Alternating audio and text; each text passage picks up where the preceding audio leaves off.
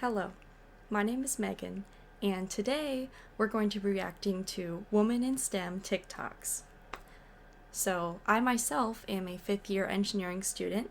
I'm going to be graduating in May, very excited, and one of my favorite things to do is go on TikTok. I spend way too much time on there, as a lot of you probably do. So, to find these TikToks, I searched the hashtag Woman in STEM, and I also had some saved because I've been meaning to make this video for a while now. So without further ado, let's react to some TikToks. So this first TikTok is by a lady named TCHOPRAA,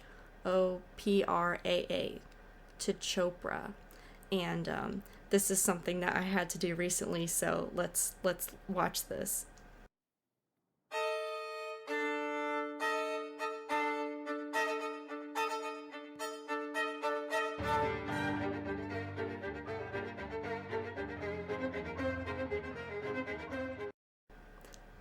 So that is definitely like me when I have a class that's particularly tough because the professor sometimes can make grading tough, or you just feel like the material isn't being presented in a clear enough way. These course evaluations come out at the end of every semester, and that's your chance. It's the students' chance to voice their opinions on what they think the instructor did well, how effective they thought the course was in delivering material, and a lot of people go really hard and really harsh on it. I tend to I always do the ones for the professors I like and for the classes I like first, because those are easy because I just say it's all great. But for the ones that I have trouble in, I tend to put those off, or I end up forgetting to submit them and I don't do them at all because it is hard for me to be like super mean, because I'm always thinking like, well, maybe there was something else I could have done to be a better learner or to like learn the material better. So yeah, those are common in engineering, and a lot of engineering students do kind of rip into those surveys into the professors. Okay, let's go to the next one. So this next TikTok is by user I Love Dads, and she said, I have so much more to say on this, but yeah, if you've struggled because of this, just know that you aren't dumb or a failure. It's the system working against you. And also, I have like a horrible, like, if I put something in my memory, sometimes it just goes away. So I have seen these before because I picked them out, but I totally forgot what this one was about. Oh wait, I just remembered, this is a good one. All right, let's watch. Something I feel very strongly about that I don't think is talked about enough is the weeding out the weak mentality of STEM education and how harmful it is. And I probably feel this way because I personally was weeded out of a STEM major. So what I'm talking about when I say this is like, we all know the line, like, look to your left, look to your right, one of you won't be here next semester. That's a weed out class. Weed out classes were established in the 19th century because there's a very limited amount of STEM careers available, but that is not the case anymore. So this is very outdated and needs to stop. So one time after I personally had a very upsetting and discouraging interaction with a professor, my mom and I were talking about this, and she sent me this article. It was published in the New York Times in November, and if you read this, the article talks about a study that proves that while these weed out classes are supposed to weed out the kids that aren't intelligent enough for a STEM career, it literally has nothing to do with that, and it has to do with how many friends you have in a class. Yo, so just right off the bat, every engineering program unfortunately has classes like this. At the school I go to, rhymes with Virginia Beck. Those classes were kind of like our chemistry and calculus, and I want to say mostly chemistry because I feel like the chem lab in particular was kind of designed to be difficult.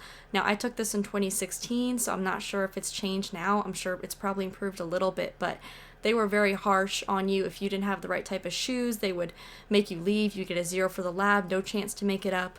Chemistry itself is just a hard subject, and not all engineers are going to be chemical engineers, so naturally a lot of people end up getting out of there with barely a C plus, and some of my friends even have had to retake that. And the same with some of the calculus classes. And what's very interesting is I think a lot of it does depend on the professor too, because I was blessed. I had a great calculus professor. I had the same one for Calc 2, which is like it's like basic calculus, but with some more like some spicy things like series. And multi-calculus and differential equations, I had the same professor, so I was used to her grading scale. She was generally one of the best, honestly. Miss Rappold, if you're watching this, I love you. But she was great, and not all professors are like that, obviously. And when you're thinking about it, multivariable calculus is very important to engineering, but it's not something everyone uses every single day. So I go into it with the mentality of, let's just get through this class. Let's try to learn as much as we can. If we don't do perfect, it's not a big deal. But I think what she's about to mention in this TikTok is kind of something that I definitely feel. I feel that, like, a lot of the times you can do better in college if you work in groups. And what I mean by this is study in groups, work on the homework together in groups, because you can bounce ideas off of each other. You can ask each other questions, and so you're not always having to go to office hours all the time. You have this group of friends that you do work with. And for some of my classes, I've been able to do that, but for some other classes, it's kind of like I just end up just having to do it all by myself, and those are the classes I rely more on the office hours, which is totally okay, because, like, I personally am not the biggest fan of studying in groups. Because I like to do things my own way, and I like to think of things my own way, but every once in a while it is good to just meet up with friends and just kind of get ideas from each other. So I recommend, if you're like me and you kind of like to do your work and study in kind of like solitary sometimes, if it's like a solitary assignment, still make that time to see and try to meet people in class, get their numbers. So if you do have a question and maybe it's down to the wire and you can't really email the professor at 2 a.m., although I've done that. No shame in that. But it's good to have those friends just to kind of check in with them and see, because you can also find a camaraderie in the sense that this isn't just hard for me, so you're not just sitting there getting frustrated because you think you're so dumb and you're like, this is so difficult. Why is this so difficult? You have other people who are smart, who are in the class with you, who are also struggling. So sometimes that can be like, you get this camaraderie and it gives you a little bit more motivation to keep pushing through. So that was really long, but let's finish this TikTok. And yeah, this is back to research. This is like, it makes sense to not have weed out classes because they just seem kind of low-key just bad. But let's watch the rest. These weed out classes are supposed to weed out the kids that aren't intelligent enough for a STEM career. It literally has nothing to do with that, and it has to do with how many friends you have in a class, because this influences the support you have and your frame of mind. These classes also very unfairly impact minority groups in STEM.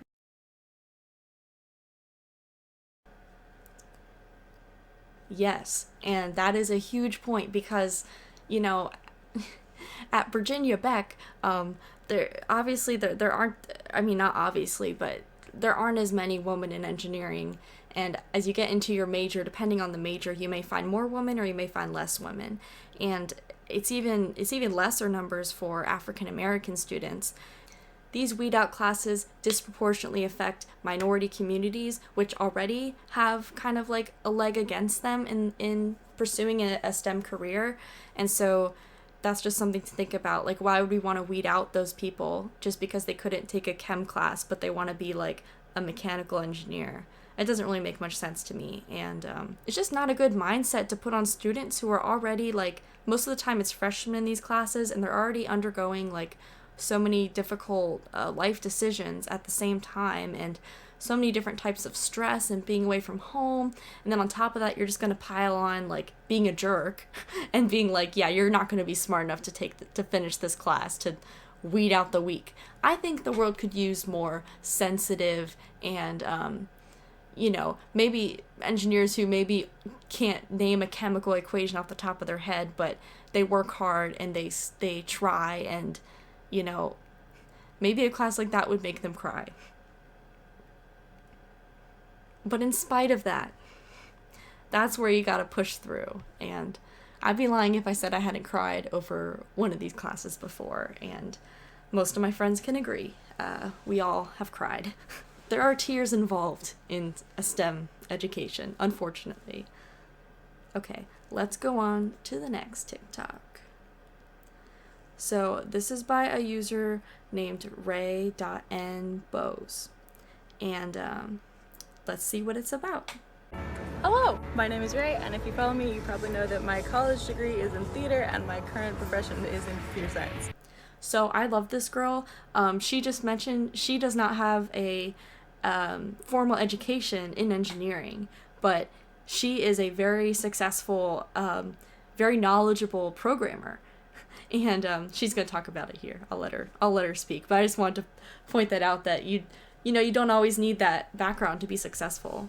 A lot of people ask me, if you're self-taught, do you regret going to college? To that I would say, absolutely not. The only reason I was able to teach myself the things that I needed to learn to do computer science is because of the resources and the research skills and the people skills that I learned in college. The number of times that I would show up to a professor's office and be like, hi, I know nothing about the subject that you teach, but I'm in your class and I think it's amazing and I'm so interested in it. Could we just have coffee and you tell me literally anything you think is cool? They get so excited to talk to you, and I learned so much. These people literally dedicated their lives to a subject, to sharing that subject, and they're willing to talk to me even though I literally know less than nothing. I became a researcher because of the resources at my disposal. And there's no words that can express how grateful I am for all those resources or for the privilege to go to college at all. The only way to thank them is to create things that they'd be proud of. So that's what I try to do. She has a great point, and this is why everyone always talks about office hours being so valuable, and it's honestly something I wish I took more advantage of, but sometimes I have the tendency to be a little bit anxious about situations like that, or get in my head like, is this question good enough, or is the teacher gonna like me, or whatever. But at the end of the day, you just gotta put yourself out there, and some teachers might be jerks, but most of them are really nice, really cool. They're in their profession for a reason. They want to teach you. That's what they do. And so going to talk to them, sometimes you can get some bonus information, and best case scenario, you're able to engage with someone who shares a lot of your ideas or a lot of your passions, or that can help you align with a research field or with even a career that could help suit your interests. So that's always cool. And also, I really like her earrings.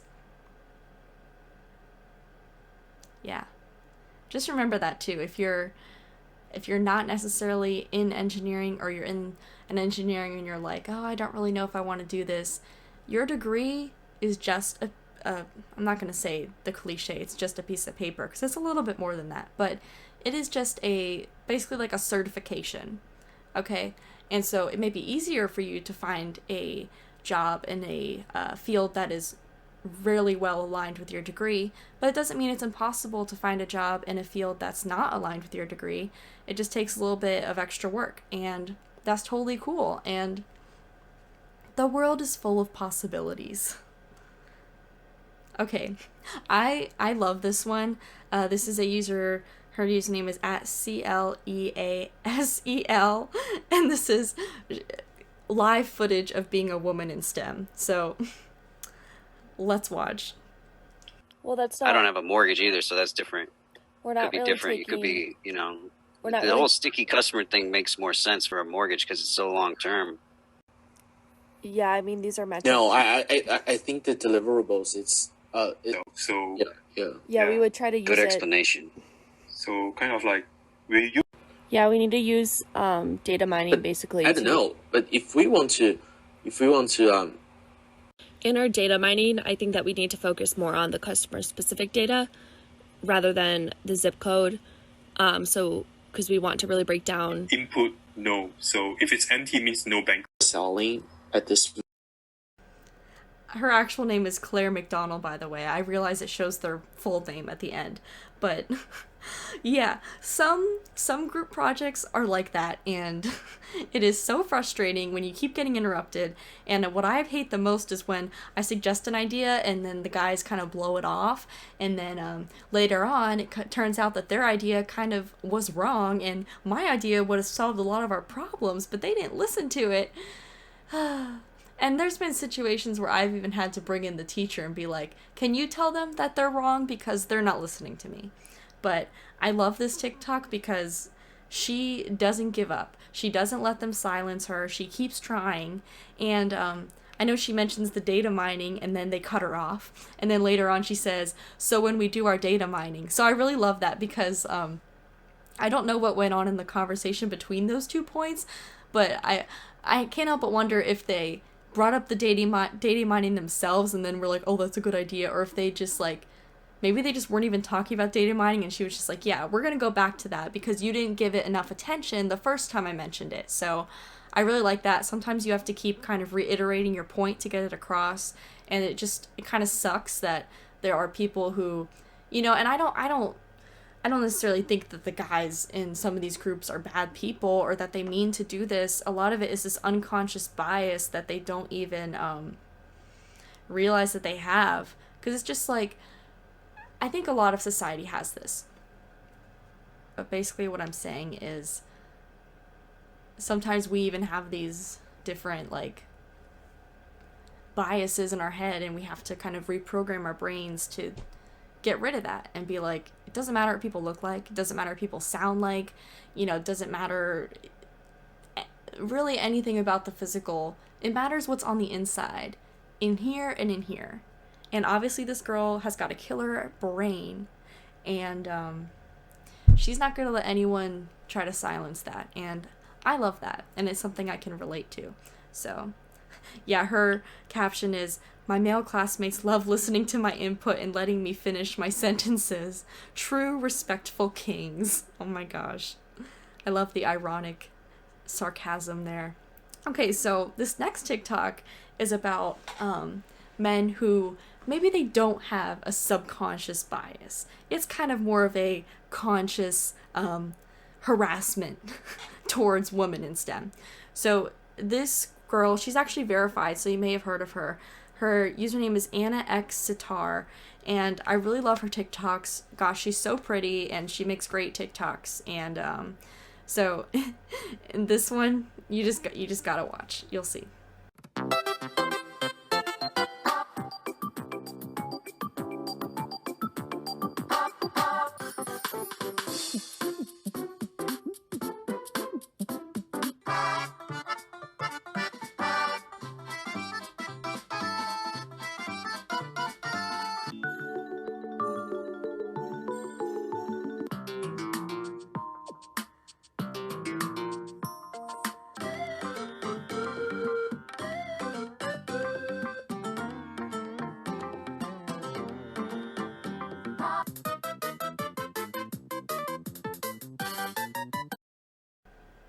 So Anna is really awesome, and I haven't had to deal with, like, I don't think any of those being said to me, but she has, and this is her real life experience studying mechanical engineering, and that sucks. That straight up sucks. Like, people who say, like, oh, there's no bias against women in STEM, like, there are people who are jerks, and they don't like the fact that we're over here taking up space, you know, but we out here thriving.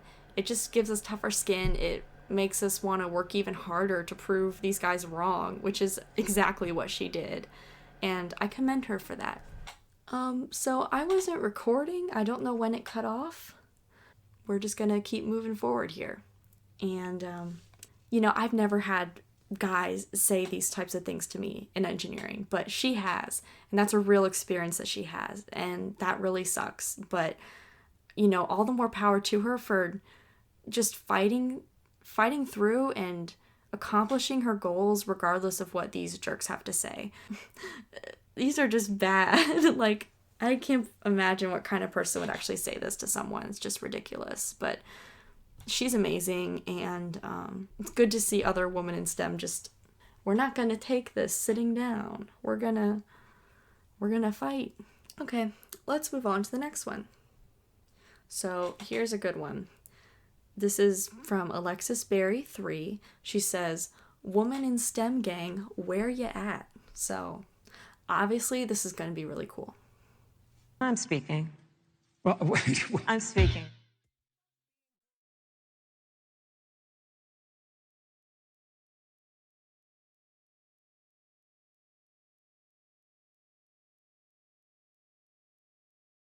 Yes. Hell yeah.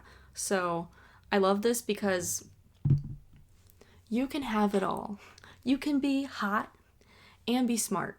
Okay? I don't know why that's so hard to get through people's head, but, you know, And you can be in a sorority and you can be smart. Like some of really successful friends I have are in a sorority and they kick ass in their classes. And, you know, it's even just more, you know, they're even just doing even more than the average person because they're going out and having to do all these different social events, and that's just really cool. And, you know, are there some girls in sororities who are kind of mean? Yeah, of course. There's mean people everywhere you go, but that's not a reason to judge someone for being in a sorority. And, yeah, I love this because, like, yeah, like, you can have it all. You can be hot, you can be smart, you know, like, it's not like you gotta pick one. This isn't, like, freaking, I don't know, but, and honestly, showing up to class looking like a whole snack that's no easy task, okay? We've all been to class in leggings and a sweatshirt, you know, makeup not done, you haven't showered because you're running late, and you take a seat in the back of the class so no one can smell how sweaty you are from running to campus. We've all been there. Maybe just me, I don't know, but when I actually get dressed up to look good for class, I feel confident, and it's obviously it's not something that I can't like look like a snack every day like this girl. She's like amazing, but when I do, I feel pretty good. It feels pretty nice. So totally. A boss bee in STEM. So here's another one that is very relatable. It's by T-Pain's Cuz. This is embarrassing. Yeah, this is literally me. So relatable.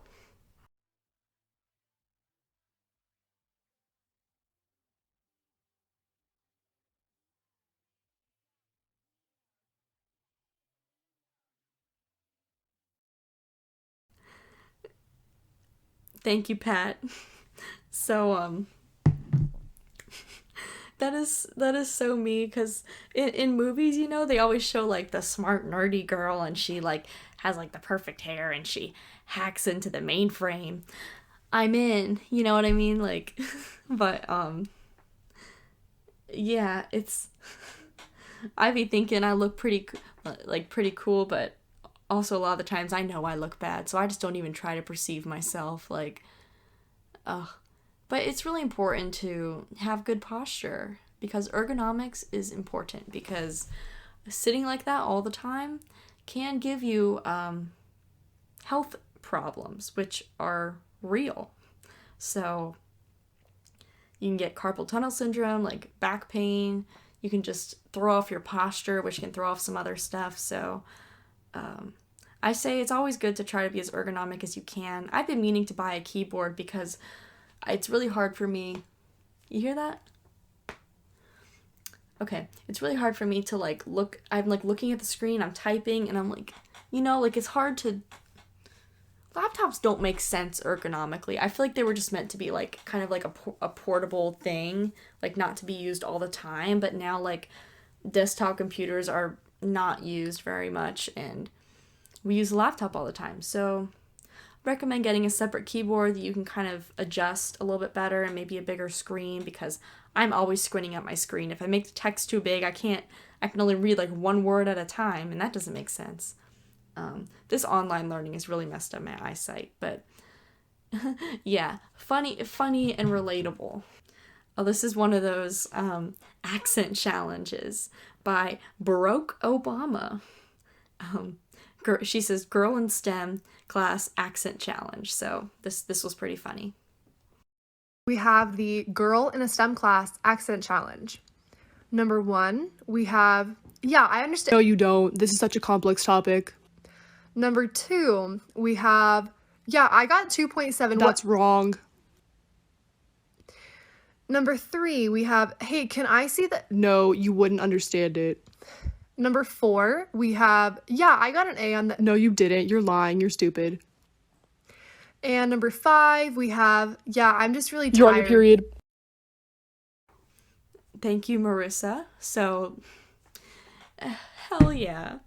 More interrupting men. We love it. Actually, no, we absolutely hate it and would love for it to stop. Please. But dude, that is so real. Like the that I got 2.7, that's wrong. But cut to 20 minutes later when it's like, oh, the correct answer was 2.7, and you're dumb. You should have listened to me.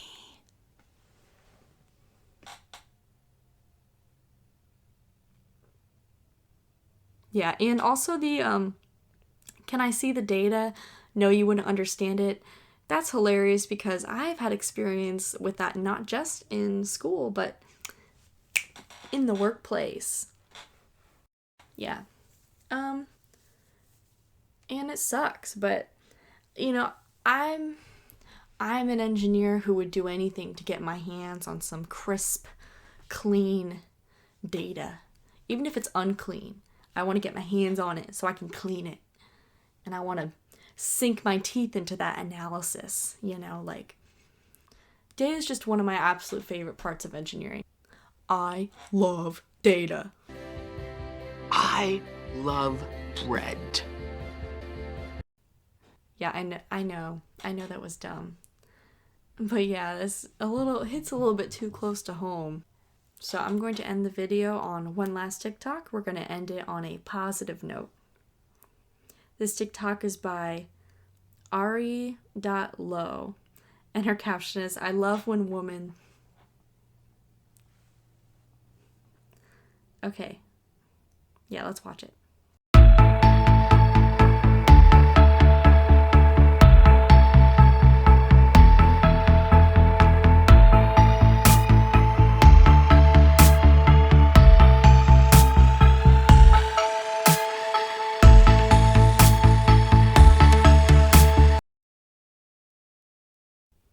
I love this.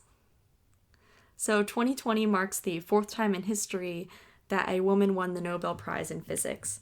Now, while physics is not technically engineering, it is definitely very related, and fields like that are so heavily based in research and academia are an area it's also very hard for women to break into. And so the fact that these women got Nobel Peace Prizes is amazing. I still don't think that's enough women, obviously, and I'm sure there's probably not enough representation from some other minority communities like African Americans. I just feel like I can't mention some of these problems without mentioning the disparity for them because it's even worse. But it is good to see that, you know, these women, they conquer. These women keep doing what they love and they keep pushing boundaries, and I'm sure they've had to face so many different obstacles, like who was that lady who invented DNA and then 2 guys stole her work? Yeah, that's like me in a group project. Rosalind Franklin. Yeah. But you know, as time goes on, things get a little bit better, but not without a lot of work and a lot of effort that goes into making sure people who weren't welcome before now feel welcome. And that's important to do on so many levels. And that's not just for engineering, it's for all STEM. That's all I have for this video. If this video gets a lot of support, then maybe I'll react to another set of Woman in STEM TikToks, Woman in STEM Talks, Woman in Engineer Talks.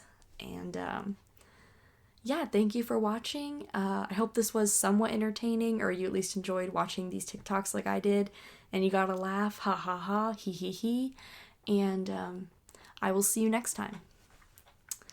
Bye. Oh, thumbnail time. I should probably look at the camera.